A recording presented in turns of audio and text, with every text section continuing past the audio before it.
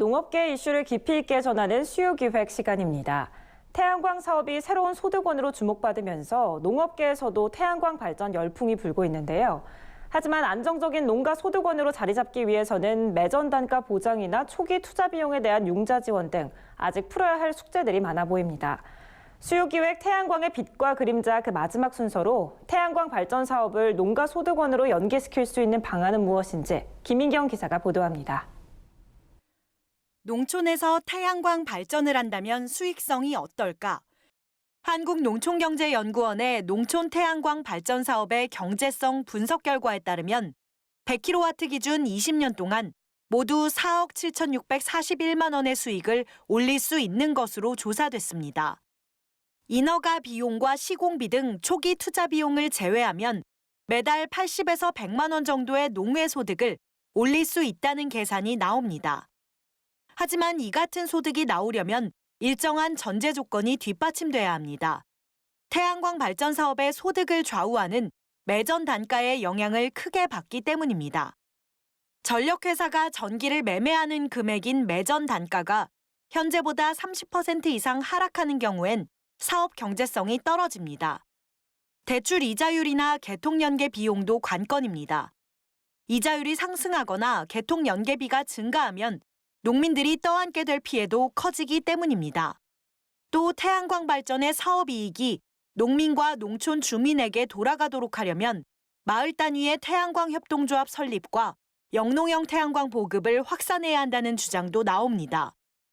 농촌형 태양광의 경우 일반 농업인이 혼자 시작하기에는 투자금 부담도 크고 농촌형 태양광으로 인한 농지 감소 문제를 걱정하고 계실 것 같은데요.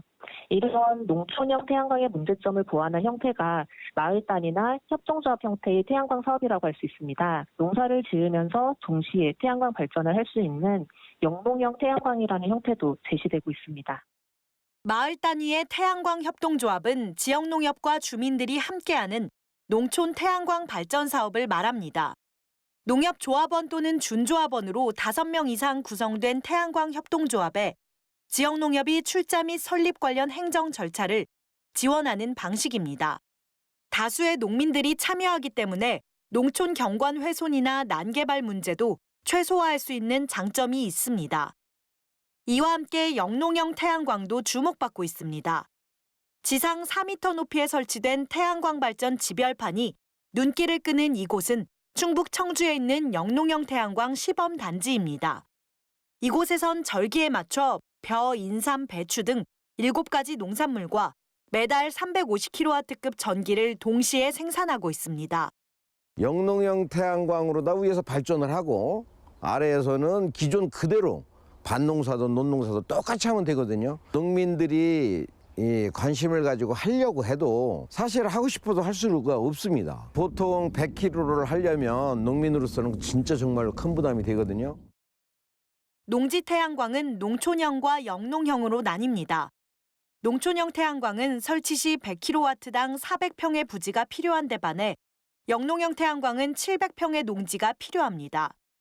농촌형보다 1.5배 농지가 더 필요한 셈입니다. 또 농작물 생육에 적합한 일조량 유지와 농기계 등이 움직일 공간 확보가 필요해 그만큼 초기 투자 비용도 늘어납니다. 담보력이 크지 않은 농민들로선 쉽게 대출을 내기 힘든 상황. 이에 정부는 지난해부터 연 1.75%의 낮은 금리로 15년 동안 대출해주는 농촌 태양광 시설 자금을 운영하고 있습니다. 하지만 농업 현장에선 현실적으로 진입 규제 장벽을 낮춰야 농가 참여가 활발해질 수 있다고 입을 모읍니다. 절대 농지에 설치할 수 없는 한계성과 이격거리 등 지자체별 조례가 까다로워 태양광 발전이 실질적인 농가 소득원으로 자리 잡기까지는 법적, 제도적 뒷받침이 필요할 것으로 보입니다. NBS 뉴스 김인경입니다.